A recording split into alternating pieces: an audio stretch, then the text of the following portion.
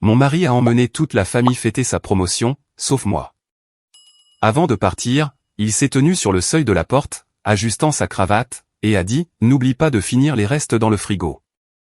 J'ai croisé son regard pendant une brève seconde, les mêmes yeux que j'avais regardés pendant 27 ans, et j'ai simplement répondu « D'accord ». Puis j'ai fait mes bagages en silence, écrit la lettre et les laissé sur la table de la cuisine. Le lendemain matin, quand ils sont rentrés et ont vu ce qu'il y avait à l'intérieur, leur monde confortable s'est effondré. Je m'appelle Linda Thompson. J'ai 52 ans. Au cours des 6 dernières années, j'étais devenue à peine plus qu'une femme de ménage logée dans la maison que j'avais contribué à construire et à payer avec mes propres économies de retraite. Mais ce jeudi soir de début octobre, quelque chose a finalement cédé. Richard a fait irruption par la porte d'entrée avec l'allure énergique qu'il avait quand nous étions plus jeunes. Jessica le suivait, faisant défiler son téléphone, planifiant déjà le message de victoire pour ses réseaux sociaux. Le parfum de son eau de Cologne, quelque chose de nouveau et de cher, a rempli la cuisine où j'étais en train d'essuyer les comptoirs après avoir préparé le dîner pour la famille. « Chérie, ils me l'ont donné », a-t-il annoncé, desserrant sa cravate avec un sourire satisfait. Directeur régional, grosse augmentation de salaire, option sur action, le tout. Une lueur de fierté sincère m'a réchauffé la poitrine. Malgré la distance croissante entre nous, je lui souhaitais toujours de bonnes choses. J'ai posé le torchon et j'ai avancé. « Richard, c'est fantastique. Je suis vraiment fier de toi. » Avant que je puisse suggérer de fêter cela ensemble, Jessica a traversé le parquet en claquant ses talons. « Nous allons au Capitol Grill ce soir. Les enfants nous y rejoignent, et mes parents arrivent de Columbus en voiture. Ça va être parfait. » J'ai attendu que Richard dise quelque chose. Il ne l'a pas fait. Au lieu de cela, il a vérifié sa montre. Jessica m'a offert ce sourire étudié qui n'atteignait jamais ses yeux. Celle-ci est plutôt pour l'équipe immédiate et la famille qui ont fait partie du chemin au travail, Linda. Tu comprends? Les mots ont atterri avec une précision silencieuse. J'étais sa femme. J'avais soutenu sa carrière à travers chaque nuit tardive, chaque peur de licenciement, chaque déménagement. J'avais élevé nos enfants pendant qu'ils voyageaient. Pourtant, me voici, exclu de son plus grand moment professionnel. Richard appelait déjà Michael. Oui, mon pote. Ton vieux a enfin réussi. On se voit à 8 heures. Il a jeté un coup d'œil en arrière vers moi. Il reste du rôti de bœuf et un peu de cette salade d'hier dans le frigo. Ça devrait être suffisant pour toi ce soir. Jessica a touché son bras. On devrait y aller, chérie. Le trafic sur l'autoroute va être difficile. Je les ai regardés rassembler leurs affaires, Richard dans le costume bleu marine que j'avais récupéré du pressing 2 jours plus tôt. Jessica dans une robe noire élégante qui coûtait probablement plus cher que mon budget mensuel d'épicerie. Ils ont ri de quelque chose lié au travail en se dirigeant vers le garage. Richard s'est arrêté juste assez longtemps pour me déposer un baiser rapide sur la joue. « Ne m'attends pas », a-t-il dit. La porte s'est refermée derrière eux. Le silence qui a suivi a semblé plus lourd que d'habitude. Je suis resté immobile dans la cuisine pendant plusieurs minutes, écoutant la porte du garage se refermer en grondant et la voiture s'éloigner. Par la fenêtre, leurs feux arrière ont disparu dans la rue bordée d'arbres. J'ai ouvert le réfrigérateur. Il y avait le récipient en plastique de rôti de bœuf avec mon nom écrit soigneusement dessus de la main de Jessica. La petite étiquette délibérée a semblé être un point final à 6 années d'effacement graduel. J'ai fermé la porte sans le sortir. C'est à ce moment-là que tout s'est cristallisé. Je n'étais pas en colère de la manière explosive que j'aurais pu l'être des années auparavant. Au lieu de cela, un calme froid et clair s'est installé sur moi, le genre qui vient quand on cesse enfin de se mentir à soi-même. Je suis monté à notre chambre, j'ai sorti 2 valises du placard et j'ai commencé à faire mes bagages avec un soin délibéré, des vêtements, des documents importants, les quelques bijoux que ma mère m'avait laissés, et le petit album photo que je gardais caché dans le tiroir de ma table de chevet. J'ai pris seulement ce qui était vraiment à moi. En bas, à la table de la cuisine, la même table en chêne où nous avions fêté des anniversaires, aidé avec les devoirs, et autrefois planifié notre retraite, je me suis assise et j'ai écrit la lettre que j'avais composée dans mon esprit pendant des mois. Ma main était ferme. Les mots venaient clairement. Au moment où Richard et les autres reviendraient de leur célébration, je serais déjà parti. La maison qui avait été autrefois notre rêve commun appartenait maintenant à quelqu'un d'autre. Demain matin, de nouveaux départs commenceraient pour nous tous. J'ai scellé l'enveloppe, l'ai placée sous le pot à biscuits que Richard m'avait donné pour notre 15e anniversaire, et j'ai jeté un dernier coup d'œil autour de la cuisine. Puis j'ai pris mes valises, éteint les lumières et suis sorti par la porte d'entrée sans regarder en arrière. Je n'avais pas toujours été la femme qui répondait d'accord et disparaissait dans la nuit. Il y a 27 ans, j'ai épousé Richard Thompson lors d'une cérémonie modeste entourée de familles et d'amis qui croyaient que nous avions ce qu'il fallait pour durer. J'avais 25 ans alors, une professeure d'anglais passionnée au lycée qui aimait plonger dans la littérature avec mes élèves et rêver du roman que je pourrais un jour écrire. Richard était un représentant commercial prometteur avec une ambition aiguisée et un rire facile qui me faisait me sentir vu. Nous avons acheté notre première maison ensemble, une coloniale de 4 chambres dans une banlieue tranquille de l'Ohio, et l'avons remplie d'espoir. Pendant les 2 premières décennies, notre mariage a semblé solide. Nous avons eu Michael puis Emily. J'ai réduit mon enseignement à temps partiel quand les enfants étaient jeunes afin de pouvoir être là pour les pièces de théâtre scolaires, les visites chez le médecin et les discussions nocturnes sur leurs rêves.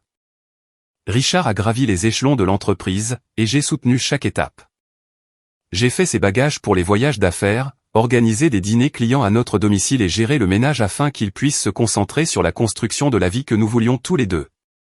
Le soir, nous nous asseyions sur la véranda arrière avec un verre de vin et parlions de notre avenir, les voyages que nous ferions après que les enfants auraient grandi, la retraite que nous apprécierions ensemble. La vie n'était pas parfaite, mais elle était la nôtre. Nous rions facilement. Nous nous disputions parfois, mais nous retrouvions toujours notre chemin. Je croyais que c'était cela le mariage, être présente, même quand ce n'était pas glamour. Tout a commencé à changer il y a 6 ans quand Michael a ramené Jessica à la maison. Au début, je l'ai accueillie chaleureusement. Elle était brillante, éloquente et semblait sincèrement intéressée par notre famille. Quand elle et Michael ont annoncé leur fiançailles après seulement 8 mois, Richard et moi avons aidé à payer une partie du mariage. Puis est venue la suggestion que les jeunes mariés emménagent avec nous juste 1 an ou 2 pour économiser de l'argent pour un acompte sur leur propre maison.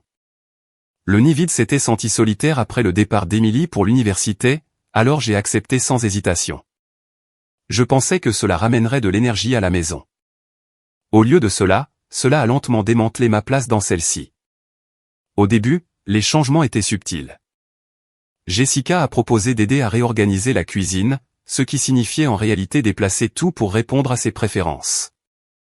Elle a créé un calendrier Google partagé pour les tâches ménagères et a poliment suggéré que je m'occupe de la plupart des repas parce que, comme elle l'a dit avec un doux sourire, « Tu es tellement meilleure que moi pour ça, Linda ». Richard a commencé à rentrer à la maison et à demander ce qu'il y avait pour le dîner avant même de dire bonjour. Quand j'essayais de partager quelque chose de ma journée, la conversation revenait à son stress au travail ou à la dernière idée de décoration intérieure de Jessica. Michael et Emily ont commencé à me traiter comme une ressource pratique plutôt que comme leur mère. « Maman, peux-tu garder le bébé ce week-end ? Jessica et moi avons besoin d'une pause. »« Maman, nous recevons des amis. Pourrais-tu faire ta fameuse lasagne ?» Les demandes venaient avec moins de gratitude et plus d'attente. Richard intervenait rarement. Si j'exprimais ma frustration, il soupirait et disait, « Ils sont jeunes, Linda. » Nous étions occupés aussi, autrefois. Aide-les un peu. Je me suis dit que c'était temporaire. Je me suis convaincu que le fait d'être nécessaire était la même chose que d'être valorisé. J'ai complètement arrêté d'enseigner lorsque Jessica a suggéré qu'il serait plus facile pour tout le monde si je gérais la maison à plein temps. « Tu mérites de te détendre » avait-elle dit. Mais ce qu'elle voulait vraiment dire, c'est que mon temps appartenait désormais à l'emploi du temps familial qu'elle contrôlait. Peu à peu, je suis devenu invisible au grand jour. Les conversations à table tournaient autour de moi. Les plans de vacances et de jours fériés étaient faits sans mon avis. Quand j'essayais de me joindre aux discussions sur les finances ou les décisions futures, Jessica détournait doucement le sujet ailleurs pendant que Richard acquiesçait. La maison dans laquelle j'avais mis tout mon cœur pendant des décennies portait maintenant le goût de Jessica en matière de meubles, son choix de couleurs de peinture et ses règles sur la façon dont les choses devaient être faites. J'attendais que Richard remarque. J'espérais que l'homme que j'avais épousé finirait par voir ce qui se passait et se tiendrait à mes côtés. Mais plus il montait au travail, plus il devenait distant. Il s'est habitué à un ménage qui tournait sans accroc, au repas chaud, au soutien silencieux et à l'absence de conflit. Mon rôle était devenu celui d'un personnage secondaire dans l'histoire de son succès. Ce jeudi soir, alors que je m'éloignais de la seule maison que j'avais connue pendant près de 3 décennies, je n'ai ressenti ni rage ni même une tristesse accablante. J'ai ressenti de la clarté. 6 ans de petite mise à l'écart, d'être relégué au second plan dans ma propre vie, avaient mené à ce moment. J'avais tout donné à une famille qui avait cessé de me voir comme une partenaire et avait commencé à me voir comme du personnel. Maintenant, il était temps de me revoir moi-même. Les changements ne se sont pas produits du jour au lendemain. Ils sont arrivés tranquillement, comme l'eau qui use la pierre, jusqu'à ce qu'un jour je reconnaisse à peine la forme de ma propre vie. Cela a commencé par de petits ajustements. Jessica réorganisait le garde-manger pour une meilleure circulation pendant que je faisais des courses. Elle a remplacé les rideaux du salon par des rideaux plus épais qu'elle préférait, expliquant qu'ils donnaient à la maison une atmosphère plus moderne. Quand j'ai mentionné que j'aimais les anciens parce qu'ils me rappelaient ceux que ma mère avait fait, elle a souri et a dit « Nous devons tous aller de l'avant, Linda ». Richard, faisant défiler son téléphone à ce moment-là, a simplement hoché la tête. La cuisine est devenue mon domaine principal. Jessica prétendait qu'elle apprenait encore et louait mes repas devant Richard, ce qui le faisait rayonner de fierté. Bientôt, les éloges se sont transformés en attentes. Linda, nous recevons les Johnson samedi. Ton rôti de bœuf serait parfait. Ou les soirs de semaine, Richard a encore travaillé tard. Peut-être pourrais-tu préparer quelque chose. J'ai cuisiné. J'ai nettoyé. J'ai fait les courses. Le ménage fonctionnait sans accroc. Et tout le monde s'est habitué à l'arrangement. Les enfants ont suivi l'exemple de leur père. Michael, maintenant un cadre montant comme son père, me textait pendant la semaine, « Maman, peux-tu aller chercher Liam à la crèche ?» Jeudi, Jessica a un cours de spinning. Emily, travaillant dans le marketing, passait souvent le week-end avec du linge à laver ou des demandes d'aide pour organiser des fêtes. « Tu es la meilleure maman, disait-il pendant que je pliais leurs vêtements ou que je gardais leur fils, mais les invitations à les rejoindre venaient rarement. C'est plutôt une affaire de jeunes, expliquait Jessica avec légèreté quand ils sortaient dîner ou allaient à des concerts. Richard a changé aussi. L'homme qui me rapportait autrefois des fleurs après des semaines difficiles au travail rentrait maintenant à la maison en parlant principalement de la politique de bureau et de sa dernière affaire. Quand j'essayais de partager un livre que je lisais ou une frustration tranquille de me sentir mise à l'écart, il me tapotait la main et disait « Tu as tellement de chance ici, Linda. Pas de délai, pas de patron sur ton dos. » Il semblait sincèrement le croire. Dans son esprit, j'avais le rôle facile. Les vacances ont révélé les fissures grandissantes.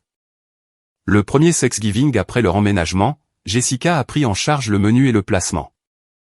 On m'a assigné les plats d'accompagnement et le nettoyage. Quand j'ai suggéré d'accueillir ma sœur du Michigan, Jessica a doucement rétorqué que la maison était déjà pleine avec l'arrivée de ses parents. Richard a convenu que cela avait plus de sens. J'ai passé cette soirée dans la cuisine tandis que les rires débordaient de la salle à manger. Personne ne semblait remarquer quand je me suis éclipsé tôt. Les anniversaires ont suivi le même schéma. Pour mon 50e, ils ont commandé des plats à emporter et ont chanté un rapide joyeux anniversaire avant que Michael et Jessica n'annoncent leur deuxième grossesse. La conversation a immédiatement basculé vers les projets de bébé. Richard m'a donné une carte cadeau pour un spa. Tu le mérites, mais n'a jamais pris le temps d'y aller avec moi. Notre anniversaire de mariage cette année-là est passé avec seulement un message de lui lors d'une escale. 27 ans. Waouh. Je t'aime.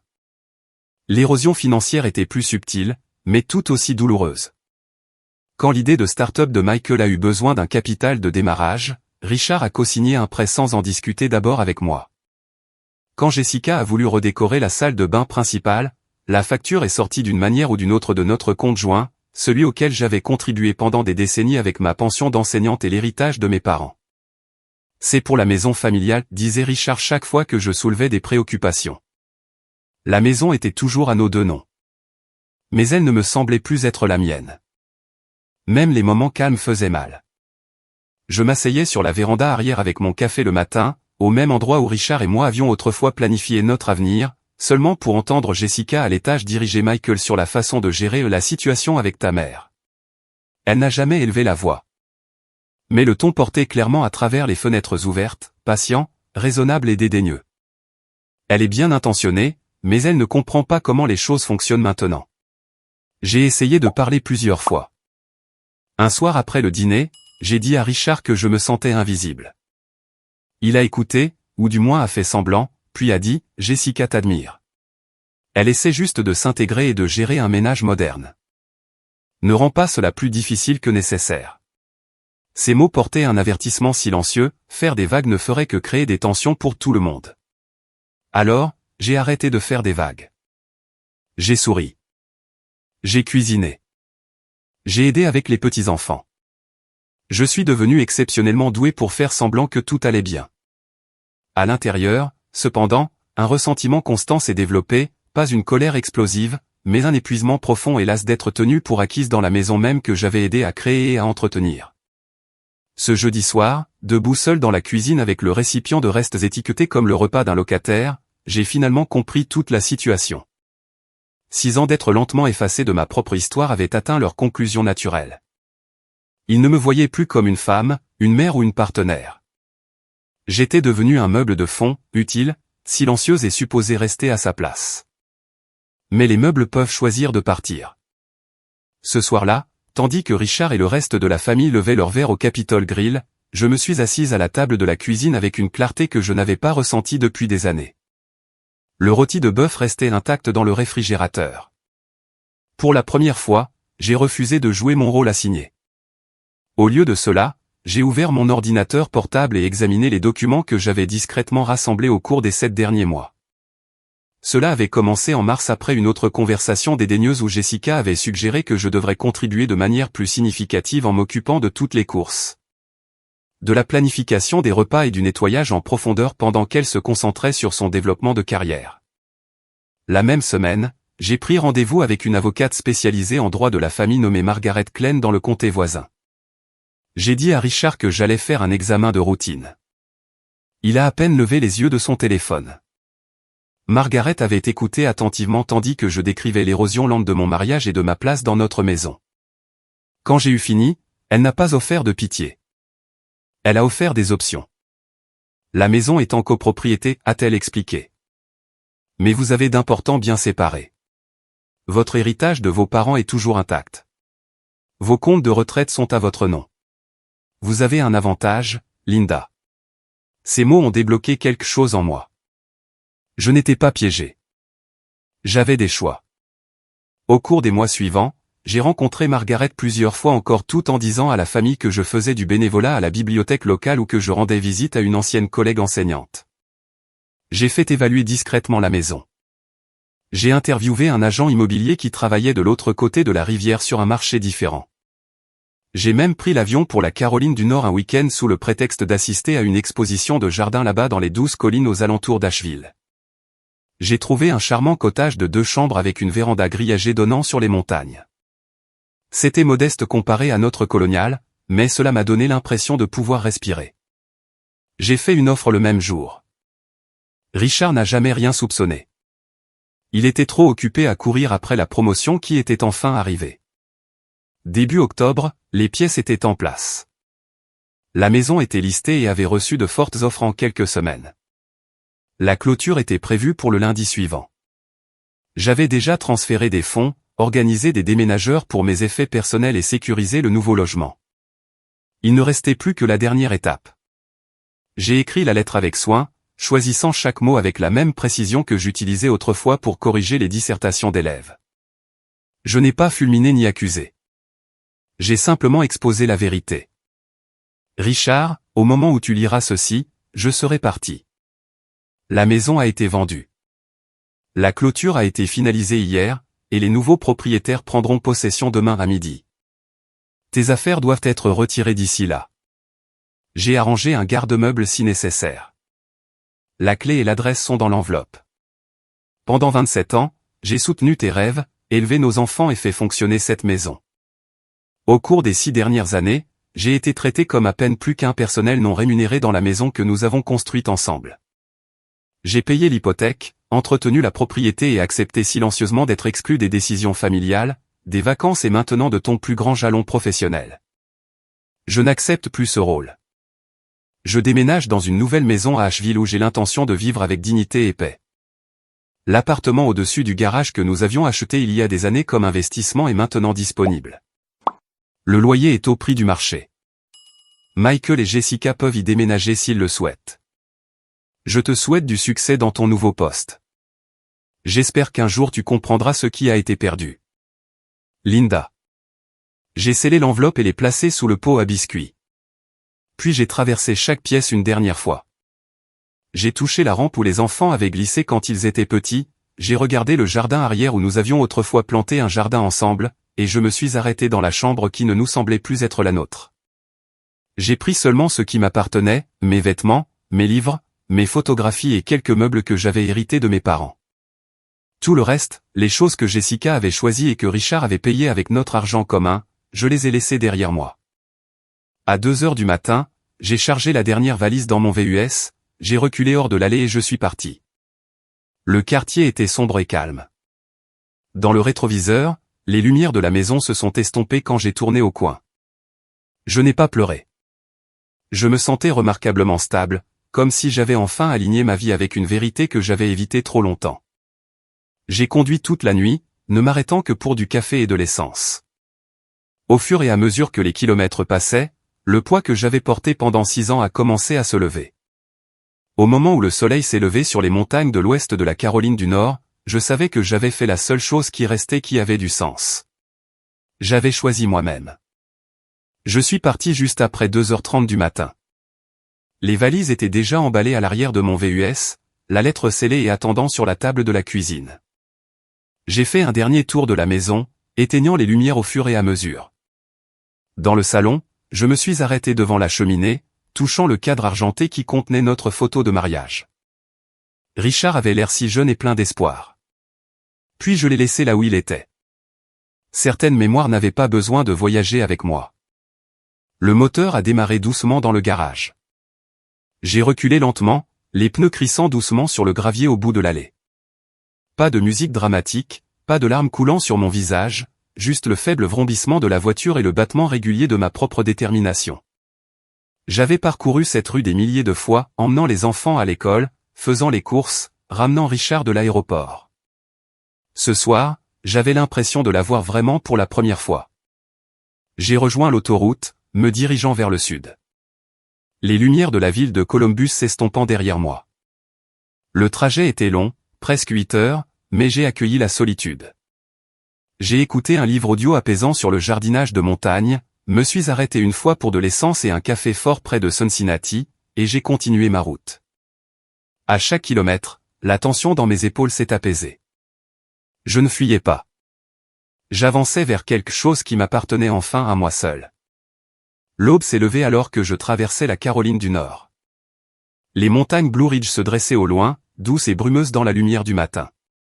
Au moment où je suis arrivé dans l'allée du petit cottage à la périphérie d'Asheville, le soleil s'était entièrement levé. La maison était encore mieux que sur les photos, revêtement blanc, véranda profonde, et une vue sur les collines ondulantes à travers la fenêtre de la cuisine. Madame Evelyn Harper, la voisine retraitée qui avait accepté de garder un œil sur l'endroit, attendait déjà avec un thermos de café et une assiette de roulé à la cannelle chaud. « Vous devez être Linda » a-t-elle dit avec un sourire sincère. « Bienvenue chez vous. » Ces 2 mots, « bienvenue chez vous » m'ont frappé plus fort que prévu. Je l'ai remercié, ma voix plus ferme que je ne me sentais. Pour la première fois depuis des années, quelqu'un était heureux de me voir sans rien attendre en retour. À l'intérieur, j'ai défait mes valises lentement. J'ai fait le lit avec des draps frais, j'ai rangé mes livres sur l'étagère du salon et j'ai placé une petite photo de ma mère sur le rebord de la fenêtre. Puis je me suis assise à la table de la cuisine avec ma 2e tasse de café et j'ai finalement allumé mon téléphone. Il était éteint depuis que j'avais quitté l'Ohio.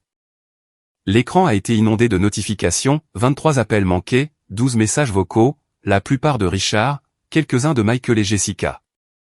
J'ai appuyé sur lecture pour le premier, me préparant. Linda, qu'est-ce qui se passe bon sang? La voix de Richard était perçante de confusion. Nous sommes rentrés et il y a des gens ici qui disent avoir acheté la maison. Rappelle-moi tout de suite. Le deuxième était plus en colère. Ce n'est pas drôle. L'agent immobilier est ici avec les papiers. Où es-tu? Les enfants paniquent. Au 5e message, son ton avait changé. J'ai lu la lettre. Linda, je ne comprends pas. Nous pouvons arranger cela. Dis-moi juste où tu es, s'il te plaît. La voix de Jessica est venue ensuite, stridente et furieuse. Femme égoïste. Comment as-tu pu faire cela à ta propre famille après tout ce que nous avons fait pour toi? Michael est dévasté. Appelle-nous immédiatement. Je les ai tous écoutés sans faire de pause, puis j'ai tout supprimé. Je n'ai ressenti ni triomphe ni cruauté. J'ai ressenti un soulagement épuisé. Pendant 6 ans, j'avais absorbé leurs besoins, leur rejet, leur cruauté désinvolte enveloppée de politesse. Maintenant le silence était à moi de le garder. J'ai envoyé un seul message à Richard avant de bloquer son numéro. Je suis en sécurité. La maison n'est plus à moi ni à toi de partager. L'appartement au-dessus du garage est disponible au loyer du marché. Prends tes propres dispositions. J'ai besoin de temps et d'espace. N'essaie pas de me trouver. Puis j'ai éteint le téléphone à nouveau et je suis sorti sur la véranda. L'air du matin était frais et portait le parfum du pin et de la terre humide. Des oiseaux appelaient des arbres. Quelque part dans la rue, un voisin riait avec un enfant. La vie continuait, calme, ordinaire, et enfin mienne à façonner. J'avais exécuté mon départ silencieux parfaitement. Pas de cris, pas de confrontation dramatique, juste la conséquence tranquille d'années d'être tenues pour acquises. Ils avaient célébré sans moi. Maintenant je recommençais sans eux. Les 3 premières semaines à Asheville se sont passées comme une longue et lente expiration. Je me réveillais chaque matin au son des oiseaux et à l'odeur du café qui infusait dans ma propre cuisine. J'ai rejoint un groupe de randonnée douce qui se réunissait 2 fois par semaine, j'ai acheté des produits frais au marché des agriculteurs locaux, et j'ai commencé à faire du bénévolat au centre communautaire 3 matins par semaine. Aidant les personnes âgées avec les compétences informatiques de base et la rédaction de CV. De petites choses apportaient une joie inattendue, choisir ma propre couleur de peinture pour le mur de la chambre, lire un roman sans interruption, et m'asseoir sur la véranda avec un verre de vin alors que le soleil plongeait derrière les montagnes. Mon corps, qui avait porté des années de tension, a commencé à se détendre. J'ai dormi profondément pour la première fois depuis des années, mais le passé refusait de rester silencieux. Un mardi après-midi pluvieux, alors que je rangeais des livres sur la véranda, un VUS argenté familier s'est arrêté. Jessica est sortie, son manteau de créateur semblant déplacé contre les maisons de montagne simples. Elle m'a repéré immédiatement et a forcé un sourire inquiet en s'approchant. Linda, a-t-elle appelé, la voix empreinte d'une inquiétude jouée. Dieu merci, nous vous avons trouvé. Nous étions tous tellement malades d'inquiétude. Je suis restée assise, ma tasse de café chaude dans mes mains. Comment m'as-tu trouvé, Jessica? Elle a hésité un instant. Michael a engagé quelqu'un. Nous devions nous assurer que vous étiez en sécurité. Elle a monté les marches de la véranda sans y être invitée. Cette petite maison. Vraiment? Après tout ce que nous avons construit ensemble en tant que famille. Je l'ai étudié attentivement. La même femme qui avait autrefois réorganisé ma cuisine se tenait maintenant là, l'air légèrement effiloché sur les bords. C'est la mienne, ai-je dit simplement. Et c'est suffisant. Elle a lancé son discours préparé. Richard est dévasté. Il a perdu sa concentration au travail et a failli compromettre le nouveau poste. Michael et Emily se parlent à peine à cause du stress. Nous avons dû emménager dans ce minuscule appartement au-dessus du garage. C'est humiliant. J'ai écouté sans l'interrompre. Quand elle a eu fini, j'ai posé ma tasse. Je suis désolé que vous ayez des difficultés, mais ce sont vos conséquences, pas mon urgence. Son masque a glissé. Vous avez abandonné votre famille après que nous vous ayons donné un but pendant des années. Qui êtes-vous sans nous? La question n'a pas piqué comme elle l'aurait fait autrefois. Je me suis levé lentement. Je suis Linda Thompson, une femme qui s'est enfin souvenue de qui elle était avant de disparaître dans les besoins de tous les autres. Vous devriez partir maintenant. Elle a essayé une fois de plus, la voix montant. Richard vient demain. Il veut parler. Nous pouvons arranger ça. Nous sommes toujours mariés. Alors il peut parler à mon avocate, ai-je répondu calmement. Notre mariage s'est terminé bien avant que je quitte l'Ohio. Au revoir, Jessica. Elle m'a regardé un long moment, puis s'est retournée et est retournée à sa voiture. Je l'ai regardée s'éloigner en voiture avant de me rasseoir. Mes mains étaient fermes. Pour la première fois, je croyais vraiment mes propres mots. Richard est arrivé 4 jours plus tard. Il avait l'air plus mince, plus âgé, le directeur régional confiant remplacé par un homme fatigué en vêtements froissés. Je l'ai rencontré sur la véranda à nouveau, cette fois avec 2 tasses de café déjà préparées. Une pour moi, une pour lui, s'il choisissait de rester. Il a accepté la tasse, mais n'a pas pu croiser mon regard au début. J'ai lu la lettre 100 fois, a-t-il dit doucement. Je n'arrête pas de penser que si j'avais juste. Tu ne l'as pas fait, ai-je terminé pour lui. Ma voix était douce mais ferme. Pendant 6 ans, tu m'as regardé disparaître et tu t'es dit que c'était normal. Tu as laissé Jessica gérer notre maison et notre famille pendant que je devenais la domestique. Il a grimacé. J'étais concentré sur le travail. Je pensais que tu étais heureuse de faire fonctionner les choses.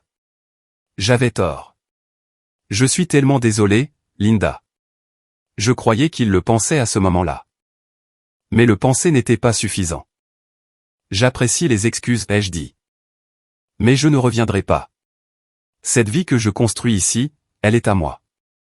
Je ne l'échangerai pas contre la version de moi-même que j'avais dû devenir dans l'Ohio. Nous sommes restés silencieux un moment. Il m'a raconté le chaos après mon départ, Michael et Jessica se disputant constamment, Emily se rangeant de mon côté une fois qu'elle a entendu toute l'histoire. J'ai écouté sans offrir de solution. Quand il a finalement demandé s'il y avait une chance pour nous, j'ai secoué la tête. Pas comme c'était. Peut-être qu'un jour nous pourrons avoir une relation différente, mais pas maintenant. J'ai besoin de ce temps pour moi. Richard est parti ce soir-là, l'air plus petit que quand il était arrivé. J'ai regardé sa voiture disparaître sur la route de montagne et j'ai ressenti une tristesse tranquille, non pas pour ce que j'avais perdu, mais pour ce que nous avions tous deux gaspillé. Puis je suis rentré, je me suis préparé à dîner et j'ai lu près de la cheminée jusqu'à ce que je m'endorme. Les confrontations étaient terminées. La guérison avait vraiment commencé. 1 an plus tard, je me tenais sur ma véranda, regardant la lumière du soleil d'octobre peindre les montagnes Blue Ridge dans des teintes d'ambre et de cramoisi. L'air portait le parfum frais des feuilles qui tombaient et de la fumée de bois provenant de la cheminée d'un voisin. À 53 ans, je me sentais plus vivante que je ne l'avais été au cours de la dernière décennie de ma vie d'avant. Mes journées avaient maintenant un rythme doux, café du matin sur la véranda, bénévolat au centre communautaire, randonnée l'après-midi avec des amis qui ne me connaissaient que sous le nom de Linda, la femme qui aimait les livres, le jardinage et les conversations tranquilles. J'avais perdu 20 livres sans essayer, principalement en marchant sur les sentiers et en cuisinant des repas que j'appréciais réellement. Ma tension artérielle s'était tellement améliorée que mon nouveau médecin à Asheville a réduit mes médicaments. Les rides profondes de l'épuisement qui marquaient autrefois mon visage s'étaient adoucies. Je souriais plus facilement. Je riais sans regarder par-dessus mon épaule pour voir si c'était approprié. Madame Evelyn Harper s'est approchée avec 2 tasses de son fameux cidre de pomme, s'installant dans le fauteuil à bascule que j'avais acheté spécifiquement pour les visiteurs. « Vous avez reçu du courrier de l'Ohio aujourd'hui » a-t-elle dit, en me tendant une enveloppe. On dirait que c'est de Richard. Je l'ai prise sans le nœud familier dans mon estomac. À l'intérieur se trouvait une courte lettre et une photo. Richard et Emily l'avaient envoyée. Michael et Jessica avaient divorcé 6 mois plus tôt. Jessica était retournée à Columbus pour être plus proche de ses parents. Richard a écrit qu'il avait démissionné de son poste de directeur régional, non pas parce qu'il le devait, mais parce qu'il avait finalement réalisé le coup de la poursuite du succès au détriment de tout le reste. Il travaillait moins d'heures maintenant et consultait un thérapeute. Il s'est excusé à nouveau, ne me demandant pas de revenir, mais espérant simplement qu'un jour je pourrais le laisser lui rendre visite en tant qu'ami. J'ai plié la lettre et l'ai placée à l'intérieur avec les autres. J'avais répondu à quelques-uns de ses messages au cours de la dernière année, des réponses brèves et polies qui maintenaient des limites claires. Nous n'étions plus mariés de manière significative. Le divorce avait été finalisé tranquillement 3 mois auparavant. Je ne ressentais aucune amertume, seulement une acceptation calme que certains chapitres se terminent pour que de meilleurs puissent commencer. Michael avait également pris contact, luttant dans les conséquences. Lui et Emily avaient tous deux commencé à voir à quel point ils m'avaient tenu pour acquise. Je leur parlais occasionnellement au téléphone, mais je gardais les conversations légères et limitées. J'étais leur mère, pas leur filet de sécurité. Ils apprenaient à se débrouiller seuls, et j'étais enfin libre de faire de même. Ma vie ici était riche de façon que je n'aurais jamais imaginé possible. Le groupe de randonnée était devenu des amis proches. Nous planifions des voyages de week-end dans les Smokies et partagions des repas partage le vendredi soir. Au centre communautaire, j'enseignais un cours d'écriture hebdomadaire pour les femmes de plus de 50 ans qui voulaient raconter leurs propres histoires. Beaucoup d'entre elles naviguaient des transitions similaires, divorce, nid vide, se redécouvrant elles-mêmes. Nous nous soutenions les unes les autres sans tenir les comptes. Le mois dernier, pour mon anniversaire, un petit groupe s'est réuni sur cette même véranda. Nous avons mangé du gâteau, regardé le coucher de soleil et raconté des histoires. Personne ne s'attendait à ce que je les serve. Personne ne m'a fait me sentir invisible. Pour la première fois depuis des années, j'étais entouré de personnes qui voulaient ma compagnie simplement parce que c'était la mienne. Alors que la lumière de l'après-midi s'adoucissait, j'ai pensé à la femme qui s'était autrefois tenue dans cette cuisine de l'Ohio, tenant un récipient de reste. Elle avait été fatiguée, invisible et craignait que se choisir elle-même ne signifie tout perdre. Elle s'était trompée. Me choisir m'avait rendu ma vie. J'aimais toujours Richard de la manière lointaine dont on aime quelqu'un avec qui on a partagé des décennies. Je tenais toujours à mes enfants, mais j'avais appris la différence entre l'amour et l'abandon de soi. J'avais appris que la paix n'est pas égoïste. Elle est nécessaire. Et j'avais appris qu'il n'est jamais trop tard pour devenir la femme que j'étais toujours censé être. Si vous écoutez cette histoire en ce moment et que vous retrouvez des morceaux de votre propre vie reflétés dans la mine, je veux que vous sachiez ceci. Vous n'êtes pas obligé de vous immoler pour réchauffer les autres. Votre valeur n'est pas mesurée par combien vous sacrifiez ou par combien silencieusement vous endurez d'être tenu pour acquise. Vous méritez le respect, la dignité et une vie qui vous ressemble. Je veux savoir comment cette histoire vous a touché. Avez-vous déjà fait face à une situation similaire dans votre mariage ou votre famille? Qu'auriez-vous fait différemment? Laissez un commentaire ci-dessous et dites-moi la ville ou l'état d'où vous regardez. Je lis chacun d'eux, et cela signifie plus que vous ne le savez. Si cela a résonné en vous, veuillez le partager avec quelqu'un qui pourrait avoir besoin de l'entendre. Nous avons beaucoup d'autres histoires honnêtes comme celle-ci à venir, des histoires sur la reconquête de votre vie, l'établissement de limites et la recherche de la paix après la douleur. Merci d'avoir passé ce temps avec moi. Où que vous soyez dans votre parcours, j'espère que vous trouverez le courage de vous choisir vous-même aussi.